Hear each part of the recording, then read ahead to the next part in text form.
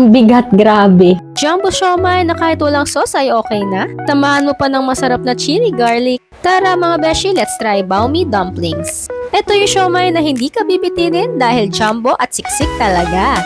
Tara, try na natin. May kasama na nga pala tong sauce. Ito yung tinatawag nilang baomi sauce. Medyo manamis-namis yung sauce nila. Hindi siya usual na maalat. Try muna natin itong pork siomai nila ng walang sauce.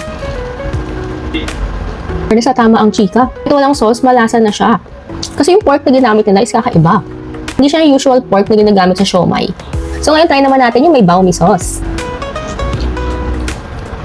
Pero since fan ako ng maanghang talaga, lalagyan ko pa nitong chili garlic nila. Perfect bite! Hilig niyo yung crunch. Sarap! O next naman natin itry yung chicken siomai. Actually, almost same sila ng lasa. Light lang yung timpla dito. Alam mong chicken. Actually, yung baomi sauce, mas nagpapalasa lang talaga siya dito sa siomai. Yung malasa na siya, mas magpapalasa pa to. Tara, patry naman natin kay Hobby. Okay naman siya.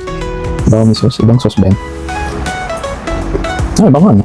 Hindi siya Saka mas bagay na may sauce. chili garlic. Sakto na yung anghang na. Mas bagay. Papalakas ka ng kain. Siomai cheers! Kaya if nag-crave kayo sa siomai at ayaw yung mabitin, try baomi dumplings.